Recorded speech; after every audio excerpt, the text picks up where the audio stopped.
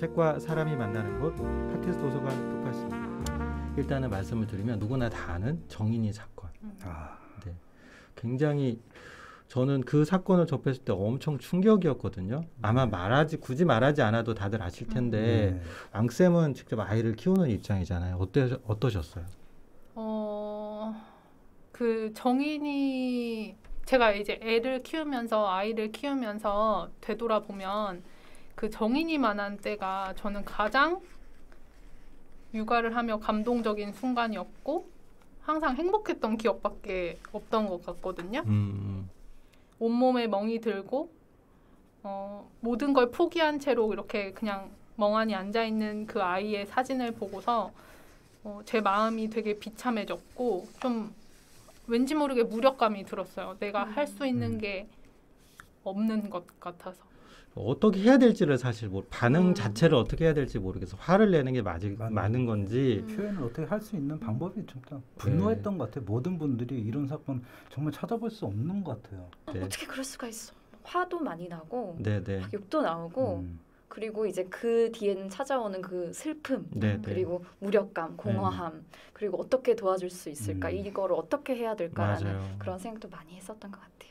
자기 부모가 학대하는 경우가 많다고 하더라고요. 학대자의 그걸 조사해보면 친부모가 80% 이상이 학대고 네네. 그 80%도 과거에 본인도 학대받은 경험이 75%라는 연구 결과가 있더라고요. 그러니까 어떻게 보면 학습되고 대물림된다. 이것도 학대 또한 이렇게 볼 수가 있을 것 같아요. 한 케이스가 생각이 나는데 제가 예전에 했던 아이였어요. 이제 저랑 같이 음악 치료했던 아이인데 자해를 엄청 심하게 하는 아이였어요.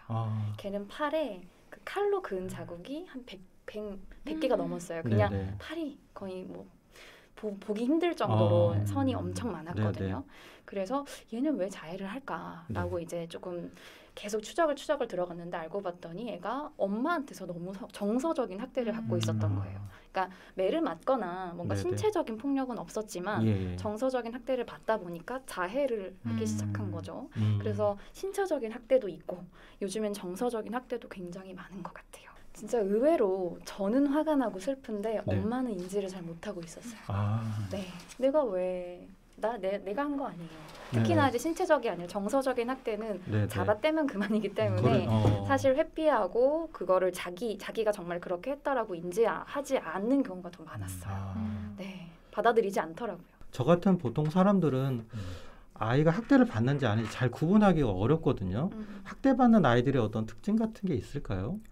거의 학대받은 아이들이 만약에 유치원이나 성인이 돼서도 좀 많은 폭력적인 거에 노출이 된다고 하더라고요. 그리고 우리가 말하는 분노 조절처럼 뭐 참지를 못하든지 그리고 공감이라든지 이런 배려 같은 거 이런 가질 수 있는 기본적인 게 많이 떨어진다고 하더라고요. 정서적으로. 그리고 아이들이 기본적으로 많이 웃지 않나 생각하는데 정인이 사진을 보고서 되게 마음이 아팠는데 완전히 저거는 이제 달관 이상의 완전히 포기한 무기력감이 나왔거든요. 아이들에게 그런 표정 나오기 어렵잖아요. 그렇죠. 없죠. 아니면은 엄청나게 학대를 받은 아이들이 이런 것도 있어요. 뭔가 울거나 힘들 때 어른들이 달래주려고 신체적인 터치를 하는데 그거에 쏘스라치게 놀라거나 이런 징후들도 있어요. 그렇겠다. 또 때리려고 하나 보다. 그 어른의 손길에 대해서 거부하는 그런 특징들도 있습니다. 이런 것들을 알려주는 책이나 이런 케이스를 보여주는 그런 책들이 있나요? 네. 그래서 제가 오늘 이 아동학대에 관한 뒤늦은 기록이라는 책을 준비해 왔는데요. 이 책의 서문에서부터 이것은 미완의 책이라고 소개를 하거든요. 글을 마감하려고 할 때마다 곳곳에서 학대가 계속 벌어지니까 또 다른 우주가 파괴된다고 그렇게 이야기를 하더라고요. 엄청나게 먹먹한 책이에요. 여기 보니까 부제에 보니까 별이 된 아이들 263명. 그러니까 아동학대로 사망한 아이들의 숫자죠. 그리고 또 살아남았기 때문에 어쩔 수 없이 살아가야 되는 아이들. 그 뭐 아동학대당한 자녀의 뭐 형제라던가 뭐 그렇게.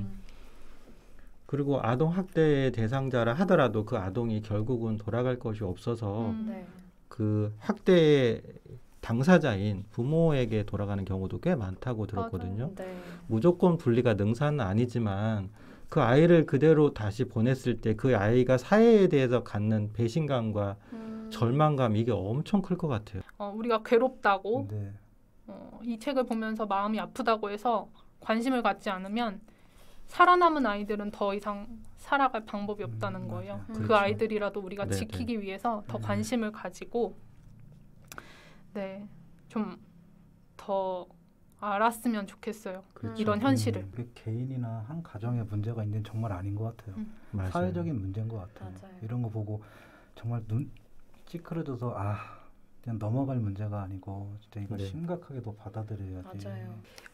정인이 사건 이후로 다른 사람들의 주변의 눈치를 저도 보게 되더라고요. 이 애한테 내가 뭔가 지금 한마디를 하고 있을 때 이게 내 화풀이를 위한 행동인지 아니면 정말 이 아이의 그 올바른 성장을 위해서 그걸 맞아요. 돕기 위한 행동인지 그걸 계속 되뇌게 되고 순간적으로 화가 나서 때릴 수는 있어요. 뭐 엉덩이라도 한다 이렇게 할 수는 있지만 이 처벌 자체가 이 아이의 성장에 있어서 장기적으로 봤을 때 이게 좋은 영향을 미칠 것인가. 그리고 어떤 객관적인 기준도 있어야 될 것 같아요. 그래, 사실 맞아요. 부모가 내가 하는 행동이 옳은데라고 어떻게 스스로를 판단하겠어요. 맞아요. 그래서 어떤 부모 교육이라든지 전문가들의 조언이라든지 요즘에는 프로그램도 많더라고요. 그런 것들을 통해서 내가 하고 있는 행동에 대해서 객관적으로 파악하고 내가 하는 행동에 대해서 평가해서 할 수 있도록 지식적인 게 필요할 것 같아요. 너무 주관적으로 판단하면 안 될 것 같아요. 네네. 예를 들어서 아프리카에 사는 아이들을 위하는 마음 그리고 어디 소외된 계층들을 생각하는 그 이타심 자체가 우리 사회를 따뜻하게 할 수 있고 우리가 사회 한 구성원으로 살아갈 때 정말 이렇게 행복하게 살아갈 수 있는 행복감을 준다고 생각을 하거든요. 네. 그리고 또 관계에 관련된 사람들은 또 너무 분노하고 화만 낼 게 아니라 또 우리가 실제적으로 예방을 위해서 또 어떻게 할 수 있을지에 대해서 같이 한 마음을 가지고 하는 게 중요하다고 생각해요. 그래서 오늘 제가 고른 노래는 선물할게라는 노래를 준비를 해봤어요. 선물할게. 그래서 노래를 선물하겠다 라는 마음으로 이제 준비를 했는데 이 내용 자체가 실제로 내가 노래를 선물할게 너에게 휘파람을 불어줄게 이런 내용이 들어가 있는데 실제로 옥상달빛이 그 아프리카의 아이들을 생각하면서 만들었대요. 남을 돕고자 하는 마음 그리고 그걸 통해서 행복감을 느끼고 모두가 이제 행복하게 살아갈 수 있는 방법들을 고민하면서 만든 아주 순수하고 따뜻해지는 노래거든요. 물론 들어보고 한번 들어볼까요?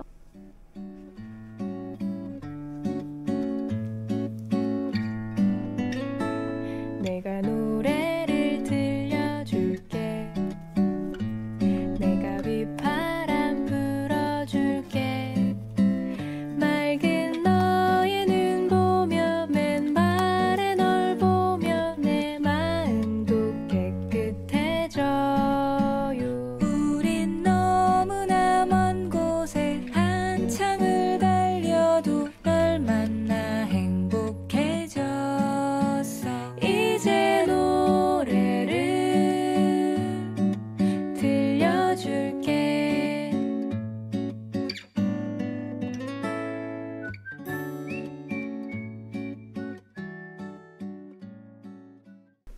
마음이 조금 차분해지고 그리고 진짜 중요한 거는 우리가 여기에 분노하는 것에 멈추기인 거 그게 아니라 우리가 관심을 두고 적극적으로 개입해야겠다는 그런 것 같아요.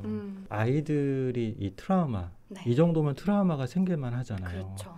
어떻게 하면 그걸 극복할 수 있을까요? 트라우마 극복이요. 네. 트라우마 극복은 정말로 개인이 혼자서 해결할 수는 없을 것 같아요. 내가 마음을 다잡는다고 해서 되는 게 아니에요. 그냥 내가 그것을 잊어야지 아니면 좋은 것들을 생각해야지 한다고 잊혀지지 않는 것 같아서 전문가의 정말 도움이 절실하게 필요할 것 같고 일반 상담에서 트라우마 치료를 어떻게 하는지도 좀 궁금했었어요. 아이들의 그 정서적인 걸 많이 도움을 받아요. 아이들한테 얘기를 해서 어떤 게 가장 힘들었는지 어머니의 어떤 모습 이런 것들을 이제 상담으로 해서 이제 만약에 이제 상담에도 많은 효과가 있는 게 뭐 미술 치료라든지 우리가 콩쌤이 잘해주시는 음악 치료 이런 걸로 아이들의 마음을 다스리는 것 같아요. 저는 이제 그 부모들을 좀 많이 상담을 했어요. 아이의 부모들을 많이 만났는데 부모들의 공통적인 게 부부 갈등에서 시작돼서 아이를 학대하고 정서적으로 방임하는 경우가 좀 많더라고 의외로.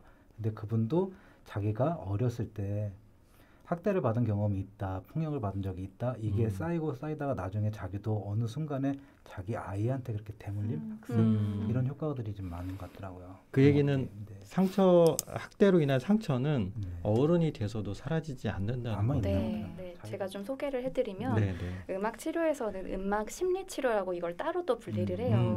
음악 심리 치료라는 명칭을 쓰고 대표적으로 3가지 기법을 사용을 하는데 첫 번째는 즉흥 연주를 해보는 거. 그리고 두 번째는 노래요. 그리고 세 번째 오늘 우리가 함께 잠깐 해볼 건데요. 음악 심상 기법이라고 해서 어떤 가사가 없는 음악을 같이 들으면서 치료사가 어떤 제안을 해요. 이렇게 해보세요, 저렇게 해보세요 제안을 하면 그 음악을 들으면서 집중하면서 내 마음의 소리에 귀를 기울여 보는 음악 심상 기법이라는 게 있어요. 청취자분들도 같이 했으면 좋겠어요. 네, 같이 그 자리에서 함께 해보도록 할게요. 먼저 눈을 좀 감아 보실까요? 네. 그리고 눈을 감으셨나요? 우리 호흡을 한번 해볼 거예요. 먼저 숨을 깊이 들여 마셔볼까요? 소리 나도 돼요.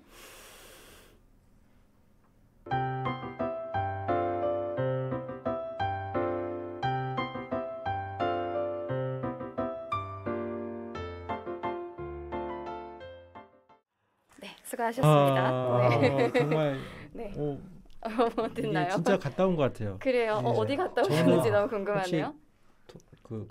거제 바람의 언덕이라고 하세요?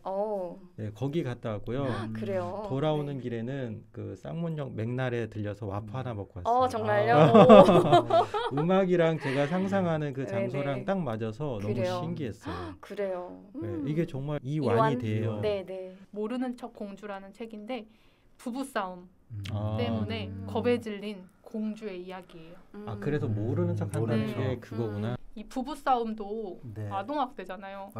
이 부부싸움으로 인해서 아이가 상처받게 되는 그것을 굉장히 두려워하는 한 사람으로서 저도 이렇게 내색 안 해도 엄마 아빠 싸웠다 안 해도 아이들 다 느낀다는 거죠. 느끼죠, 아이들. 그래서 제가 남편이랑 눈으로 싸우는 법을 터득했는데 톡으로 싸우거나 톡으로 싸우고 요즘엔 톡으로 싸운다고 하더라고요. 근데 애가 눈빛만 봐도 그 찰나의 표정도 애가 읽어내더라고요. 아이들이 다 그걸 알 것 같아요. 엄마 아빠가 오늘 무슨 일이 있구나라는 걸 딱 집에서 들어올 때부터 감지를 하는 것 같아. 그건 누구나 다 있을 것 같아요, 아이들이.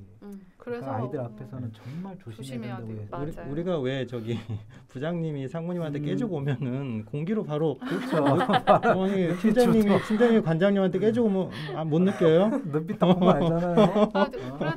그래도 좀 조심해야 되는데 그 눈빛은 어떻게 안 되죠?